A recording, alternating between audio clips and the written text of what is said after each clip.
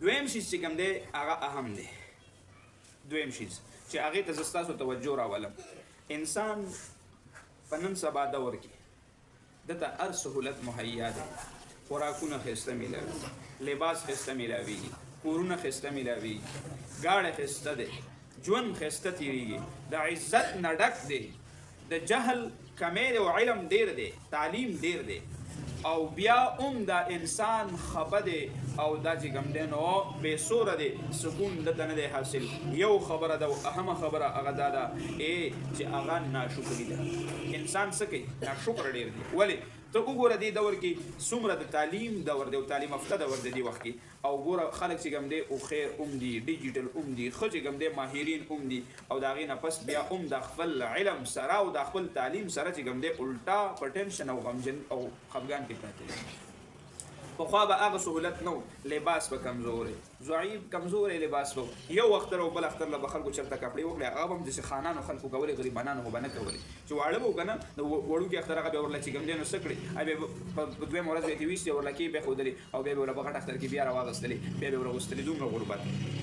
کورونه هغه شان نه یو کوټه به وه، په هغې کې به بوډا او بوډۍ هم پرته وه، ورسره به بچي پراته، ورسره به چې کوم دی څاروي هم ولاړ وو. په یو کمره کې به ټول راټول شوي وو، او د لنټر کمرې خو نه وې، سیلنګ نه و، بجلي نه وه، دا کیسې خو نه وي.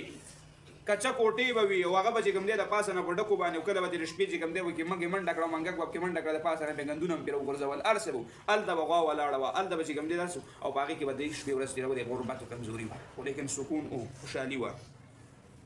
او داسې لباس، داسې مال، داسې ګاډي، داسې سهولتونه، دا یو شیز هم نه. اوس هغه ټول شیزونه الحمدلله عزتونه ډېر دي، مال ډېر دی، لباس ډېر دی، کورونو کې خوراکي داسې خوراکي میلاویږي. مخکې به چې په اختر کې پاخترو یا چې د رمضان په رمضان به چا غوښې راوړل، هغه به ولیده، که د من زمانه کې به چې کوم دی چېرته یا دال لوبیا هغه به هم نه و، اکثر به چې کوم دی ساګ او کمزوري خوراکونه به داسې کور کې به یې راجوړول، یا به چې کوم دی د پیو پسې لګي و. حالانکه چې طاقتمن او اصلي خوراک هغه و، خو لیکن دا د هغه وخت داسې و چې د غربت علامه و، د بازار چیز به نه و. کور کې به خپل یو څه تیار شو، بس هغه به یې تیار کړو، هغه به یې وخوړل، په هغې به یې ساعت تېر و، خو په هغې کې څه سکون او اطمینان او خوشحالي وه.